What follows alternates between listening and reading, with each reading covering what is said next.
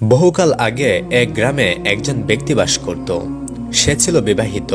তার বউ সবসময় তাকে কটু কথা শোনাতো, কারণ তিনি ঘরের জন্য প্রয়োজনীয় জিনিসপত্র আনতে পারতেন না। লোকটির সবসময় কাজ থাকতো না, তাই তিনি ঘরের জন্য সবসময় বাজার করতে পারতেন না।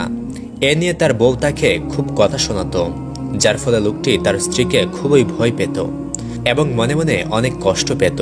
3 দিন হয়ে গেল, লোকটির কোনো কাজ নেই, ঘরের মধ্যে কোনো খাবার নেই। তার স্ত্রী লোকটির উপর অনেক রেগে গেল এবং বলল, ঘরের সন্তানেরা না খেয়ে রয়েছে, চুলায় আগুন জ্বলছে না, ঘরের মধ্যে খাবারের কিছুই নেই, আপনি দয়া করে কাজের ব্যবস্থা করুন। যদি কাজের ব্যবস্থা না করতে পারেন তাহলে আমার সাথে আপনি আর কথা বলবেন না। এই কথা শুনে লোকটি দিনমজুরের উদ্দেশ্যে ঘর থেকে বাইরে বেরিয়ে পড়ল, কিন্তু কোথাও কোনো কাজের সন্ধান পেল না। কারো কাজের লোকের প্রয়োজন ছিল না। লোকটি অনেক হতাশ হয়ে যায়। সে মনে মনে চিন্তা করে, আমি যদি আজকে বাড়িতে টাকা না নিয়ে যাই এবং বাজার না নিয়ে যাই, তাহলে আমার স্ত্রী না জানি কি শুরু করবে আমার সাথে। এই ভেবে সে মনে মনে খুবই ভয় পেতে থাকলো। অতঃপর সে চিন্তা করলো, ঘরের মধ্যে 3 দিন ধরে সন্তানেরা না খেয়ে আছে, এবার আমি কি করব। অতঃপর সে মনে মনে ঠিক করলো, যেহেতু আমি কোনো কাজ পাইনি, তাহলে আমি জঙ্গলে গিয়ে আজকের পুরো দিন আল্লাহর ইবাদত করব। তিনি আমার জন্য হয়তো কোনো কিছুর ব্যবস্থা করে দিবেন। তারপর সেই লোকটি একটি জঙ্গলে গেল এবং পুরো দিন আল্লাহর ইবাদতে মশগুল রইল। অতঃপর রাত্রেবেলা তিনি খালি হাতে বাড়িতে ফিরলেন। লোকটি যখন বাড়িতে ফিরলেন তখন তার স্ত্রী বলল, কি হলো, আজকের মজুরি কোথায়? আপনি আজকে কাজ করেননি? তখন লোকটি তার স্ত্রীকে বলতে লাগলো, আমার মালিক বলেছে কালকে আমার মজুরির টাকা দিয়ে দেবে। তখন তার স্ত্রী আর কিছু বলল না। অনুরূপভাবে পরের দিন লোকটি বাড়ি থেকে বেরিয়ে পড়ল কাজের উদ্দেশ্যে। আজকেও সে কোনো কাজ পায়নি, কেউ তাকে কাজ দিচ্ছিল না। সে আজকেও হতাশ হয়ে গেল এবং আগের দিনের মতো আজকেও সেই জঙ্গলে গিয়ে আল্লাহর ইবাদতে মশগুল হয়ে পড়ল এবং রাত্রিবেলা সে ঘরে ফিরল। তখন তার স্ত্রী জিজ্ঞাসা করল, কি হলো, আজকে আপনার মালিক আপনাকে কাজের মজুরি দিয়েছে তো? তখন লোকটি বলল, আমার মালিক বলেছে কালকের দিন যদি আমি কাজে যাই তাহলে তিনি 3 দিনের মজুরির টাকা একত্রে আমাকে দিয়ে দিবে। তখন তার স্ত্রী বলল, বেশ, তাহলে তাই হবে। এরপর তৃতীয় দিন সকালবেলা তার স্ত্রী একটি ব্যাগ স্বামীর হাতে ধরিয়ে দিয়ে বলল, আজকে 3 দিনের মজুরি এই ব্যাগের মধ্যে করে আমার কাছে উপস্থিত করবেন। লোকটি ব্যাগটি নিয়ে বাড়ি থেকে বেরিয়ে পড়ল, কিন্তু আজকেও কোনো কাজের সন্ধান পেল না। আজকেও কোনো কাজ নেই। সে খুবই চিন্তায় পড়ে গেল।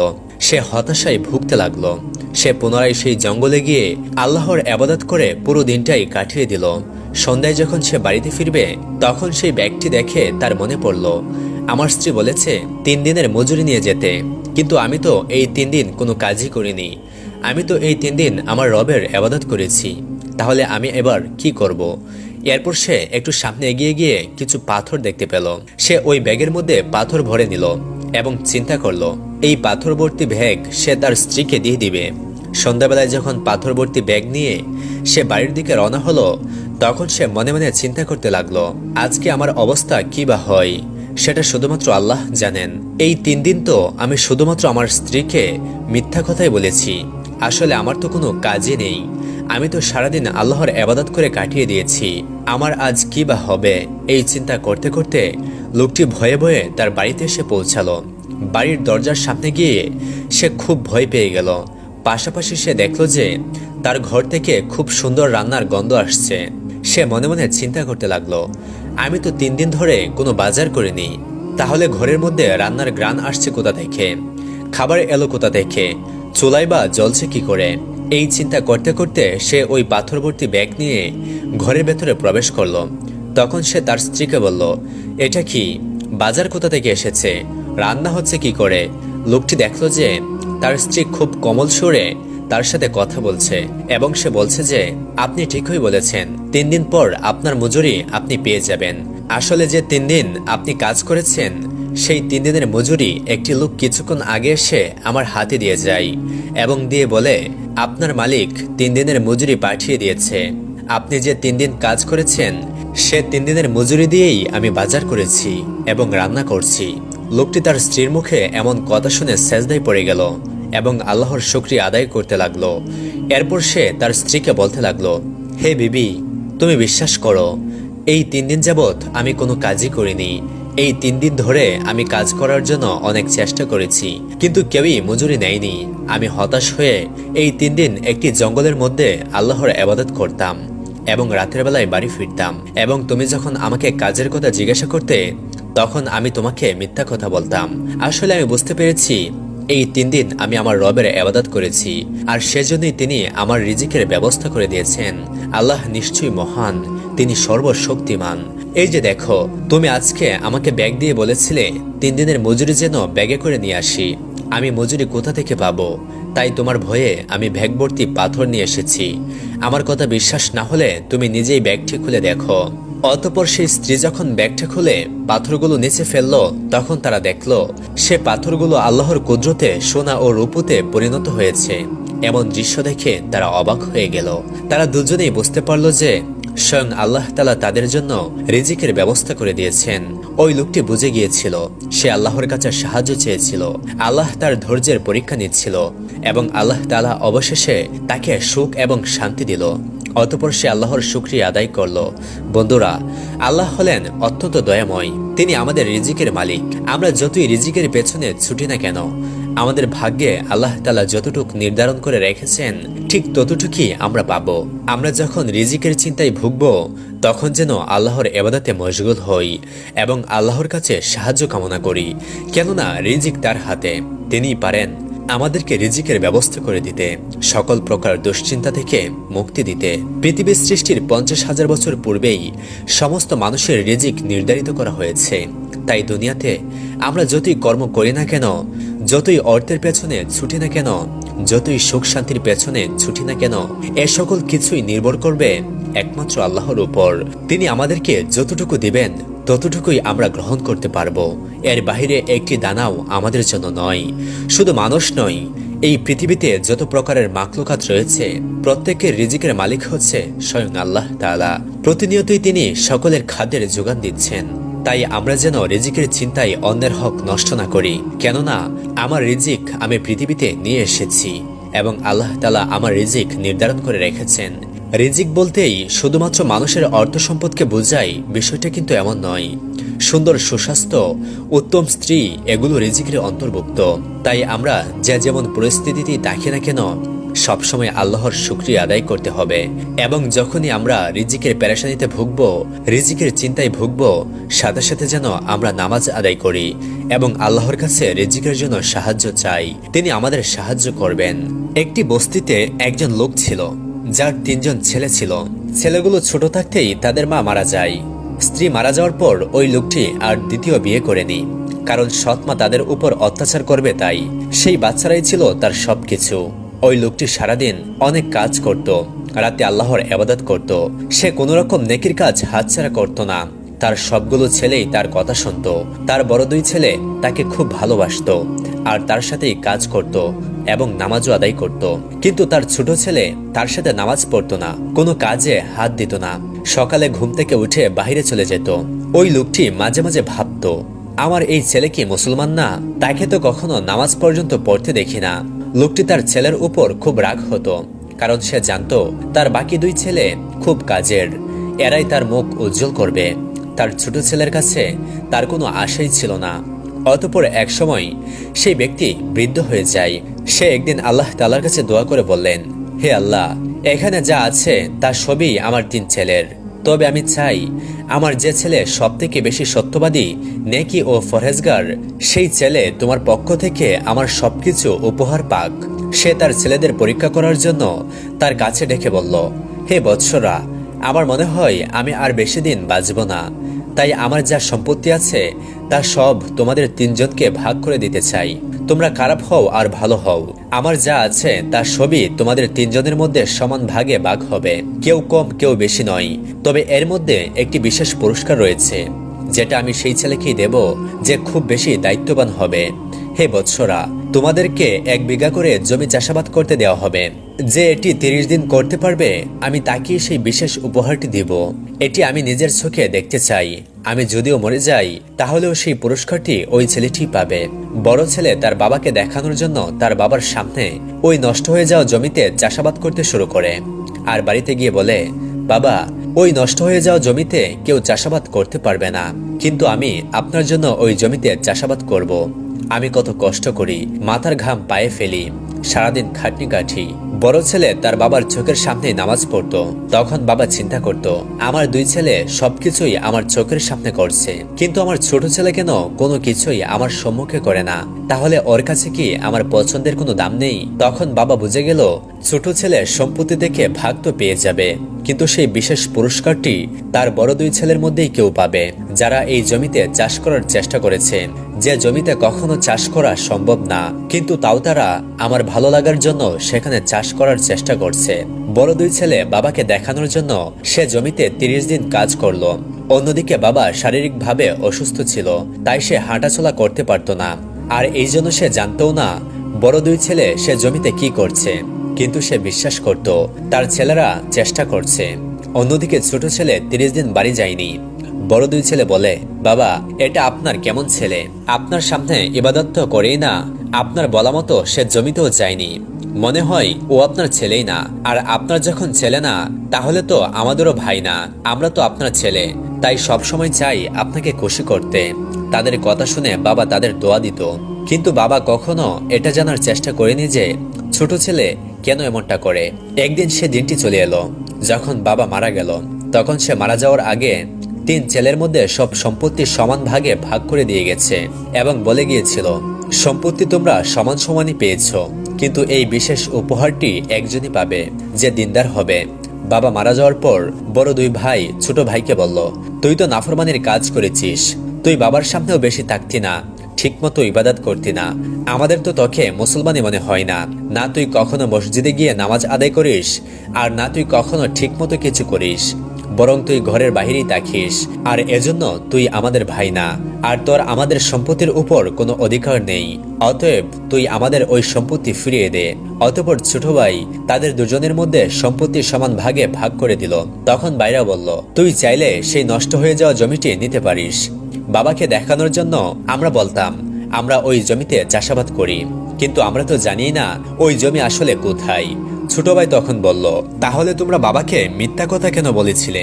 তখন তারা বলল, আমরা মিথ্যা বলেছি কারণ আমাদের সেই পুরস্কারটা চাই, যে পুরস্কারটার কথা বাবা বলেছে, যে কোনো এক ভালো ছেলেই পাবে সে পুরস্কার। এখন আর তোর এখানে কোনো কাজ নেই, তুই নষ্ট জমিতে গিয়ে তোর ঝুপড়ি বানিয়ে থাক। এটি বলে ছোট ছেলেকে বাড়ি থেকে তারা বের করে দিল। ছোট ছেলে তখন গরিব কাঙাল, তার কাছে তখন একটা কানাকড়িও ছিল না।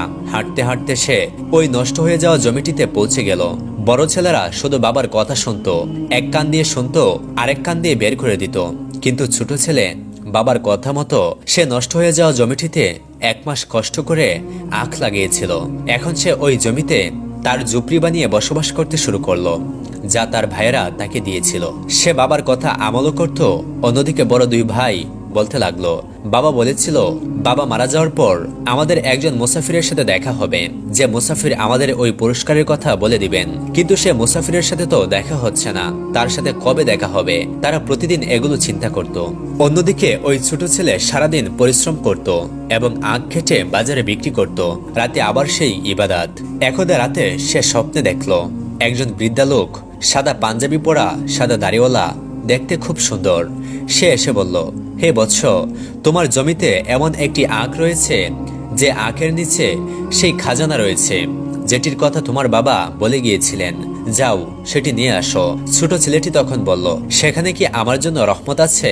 বৃদ্ধ লোকটি বলল, সেখানে তোমার জন্য খাজানা আছে, কিন্তু রহমত নেই। তখন সেই ছোট্ট ছেলেটি বলল, আমাকে বলা হয়েছিল শুধু রহমতের খাজানা নেওয়ার জন্য। অতঃপর সেই বৃদ্ধা লোক সেদিনের মতো চলে গেল এবং আরো একদিন সেই বৃদ্ধ লোকটি এসে বলল, যাও সেখান থেকে তোমার 10টা খাজানা নিয়ে আসো। ছেলেটি পুনরায় বলল, সেই 10টি খাজানায় কি আমার জন্য রহমত থাকবে? বৃদ্ধ বলল, না বাবা, আমি আজ দ্বিতীয়বার তোমার স্বপ্নে এলাম, যাও গিয়ে ওই আখের নিচ থেকে একটি খাজানা নিয়ে আসো, যেটাতে তোমার জন্য অনেক বরকত থাকবে। ওই ছেলেটির ভেতরে কোনো লোভ লালসা ছিল না, তাই সে কথা মতো ওই খেতে ওই আখ পর্যন্ত পৌঁছে গেল, যেটি দেখতে পুরোপুরি সোনার মতো চমকাচ্ছিল। সেটি আসলে সোনাই ছিল, কিন্তু যখন সে ওই আখটা উঠিয়ে ফেলে মাটি খুঁড়ল, তখন সে সেখানে একটি পাতিল পেল। তবে পাতিলটি ছিল খালি। সে এই বিষয়ে কাউকে কোনো প্রশ্ন করতে চাচ্ছিল না, তাই সে চুপচাপ সে পাতিলটি নিয়ে তার ঝুপড়িতে এলো। সে চুপচাপ রাতের অপেক্ষা করতে লাগলো যে রাতে হয়তো ওই দরবেশ আবার আসবে। যখন রাত হয়ে গেল সে নামাজ পড়তে শুরু করলো। নামাজ পড়ার পর তার হালকা একটু চোখ লেগে গেল। তখন তার স্বপ্নে আবার সেই সাদা দাড়িওয়ালা দরবেশটি এলো এবং বলল, হে বাবা, আশা করি তুমি পাতিলটি পেয়ে গিয়েছো। ছেলেটি বলল, জি, আমি পাতিলটি পেয়েছি, কিন্তু আমি এই পাতিল দিয়ে কি করব? এই পাতিলটি তো খালি। তখন সেই বৃদ্ধ লোকটি বলল, তুমি এই পাতিলটি নিয়ে বস্তিতে চলে যাও, যে বস্তিতে অনেক গরিব মানুষ থাকে। সেখানে গেলে আমি তোমাকে বলে দেব তোমার কি করতে হবে। সেই দরবেশের কথা মতো ওই যুবক ছেলেটি একটি বস্তিতে গেল, যেখানে অনেক গরিব মানুষ ছিল। তাকে দেখে সব গরিবরা ছুটে এলো এবং তাকে বলল, 1 মাস হয়ে গেল আমরা কেউ ভাতের একটা দানাও মুখে দেইনি, তুমি কি আমাদের সাহায্য করতে এসেছো? এই কথা শুনে ওই যুবকটি কিছু বুঝতে না পেরে বলে দিল, হ্যাঁ, আমি তোমাদেরকে সাহায্য করতে এসেছি, কিন্তু ওই পাতিলটি তো খালি ছিল। সে তাদের জিজ্ঞাসা করলো, আপনারা কি খেতে চান? তারা জবাবে বলল, আমরা গরম গরম কিছু একটা খেতে চাই। অতঃপর সেই যুবকটি পাতিলের ঢাকনা সরিয়ে দেখে পাতিল ভর্তি ক্ষীর। এই ক্ষীর দেখে বস্তির লোকেরা খুব খুশি হয়ে গেল এবং আসার সময় তাকে বলতে লাগলো, হে বাবা, তুমি আমাদের কাছে আসতে থাকো। অতঃপর ওই দরবেশ তাকে বলল, হে বাবা, এই পাতিলটি তুমি সাবধানে রেখো। যখনই কোনো গরিবকে দেখবে তখনই যে খাবারের নাম ধরে তুমি ইচ্ছে প্রকাশ করবে, সেই পাতিলে সেই খাবার চলে আসবে। সুবহানাল্লাহ। একদা এক ব্যক্তি নির্জন একটা কবরস্থানের পাশ দিয়ে যাচ্ছিল। হঠাৎ সে খেয়াল করলো কবরস্থানের কোনো একটা কবর থেকে একটা মহিলার আর্তচিৎকার শোনা যাচ্ছে। সে থামলো, খোঁজ করার চেষ্টা করছে কোন কবর থেকে এই আওয়াজ আসছে। সে এগিয়ে একটা নির্দিষ্ট কবরের কাছে গেল। যে কবর থেকে ওই আওয়াজটি আসছে, আওয়াজটি হলো, আমাকে কেউ কবর থেকে তোলো, আমি জীবিত, আমি মারা যাইনি। প্রথমে লোকটি আওয়াজ শুনতে পেয়ে ভাবলো কবরের ভেতর থেকে কি করে শব্দ আসে, কিন্তু বারবার যখন লোকটি একই আওয়াজ শুনতে পেল তখন সে ভয়ে আটকে উঠল এবং দ্রুত সেই কবরটি পরিত্যাগ করলো। এরপর পার্শ্ববর্তী একটি গ্রামে চলে গেল। পাশের সেই গ্রামে গিয়ে সে কিছু লোকজনকে জড়ো করে বলতে লাগলো, হে ভাইয়েরা, পাশে যে কবরস্থানটি আছে ওই কবরস্থানের একটি কবরে একটা মহিলার শব্দ শোনা যাচ্ছে। শব্দটি হচ্ছে এই যে একজন মহিলা বলছে, আমাকে কবর থেকে বের করো, আমি জীবিত, আমি মারা যাইনি। এই লোকটির কথাবার্তা শুনে গ্রামের লোকজন প্রথমে বিশ্বাস করতে চাইল না, কিন্তু তারপরেও তারা সিদ্ধান্ত নিল, চলো তো দেখি সত্যি কিনা ঘটনাটা। অতঃপর সবাই একত্রিত হয়ে আসলো কবরস্থানের পাশে। নির্দিষ্ট সেই কবরের কাছে আসা মাত্র তারা সেই একই আওয়াজ শুনতে পেল। এবার তারা নিশ্চিত হলো যে ওই লোকটি সত্য কথাই বলছে। কবরে মহিলার কণ্ঠের সেই আওয়াজ শোনা যাচ্ছে, কে যেন বলছে, আমাকে কবর থেকে বের করো, আমি জীবিত, আমি মারা যাইনি। এমন অবস্থায় গ্রামের লোকজন বলাবলি করছে, কি করবে কোনো সিদ্ধান্ত নিতে পারছিল না তারা। তারপরে সকলে একসাথে সলা পরামর্শ করে সিদ্ধান্ত নিল যে গ্রামের সবচেয়ে বড় যে আলেম আছে তার কাছে যাবে, তিনি যে সিদ্ধান্ত দিবেন তাই হবে। অতঃপর সকলেই মিলে সেই আলেম সাহেবের কাছে গেল। অতঃপর সেই ইমাম সাহেব সবকিছু শুনে বলল, যদি আপনাদের মনে হয় কবরের ভেতর জীবিত কেউ আছে তাহলে অবশ্যই আপনারা কবর খনন করতে পারেন। ইমাম সাহেবের কথাই সকলেই মিলে সেই কবরটি খনন করার সিদ্ধান্ত নিল। এরপর নির্দিষ্ট একটি প্রস্তুতি নিয়ে সকলেই কবরের কাছে গেল এবং কবর খুঁড়তে শুরু করলো। কবর খোঁড়ার পর তারা দেখতে পেল কবরের ভেতর একজন মহিলা উলঙ্গ হয়ে বসে আছে। তার শরীরের কাফনের কাপড় ছিন্ন ভিন্ন হয়ে আছে এবং মহিলাটি বলতে শুরু করলো, তাড়াতাড়ি আপনারা আমার ঘর থেকে আমার জামা কাপড় নিয়ে আসুন, আমি কাপড় পরে বাহিরে বের হব। তারপর লোকজন তাড়াতাড়ি সেই মহিলার ঘর থেকে কাপড় নিয়ে আসলো। তখন মহিলাটি সেই কাপড় পরে চাদর দিয়ে মুখ লুকিয়ে অনেক ভয় পেয়ে তাড়াতাড়ি কবর থেকে বের হয়ে তার বাড়িতে চলে গেল। মহিলাটি বাড়িতে গিয়ে তার ঘরে ঢুকে ভেতর থেকে দরজা বন্ধ করে দিল। তারপর উপস্থিত লোকেরাও মহিলাটির পেছন পেছন তার বাড়িতে চলে আসলো। তারা দেখতে পেল মহিলাটি ঘরের ভেতরে ঢুকে ভেতর থেকে দরজা বন্ধ করে দিয়েছে।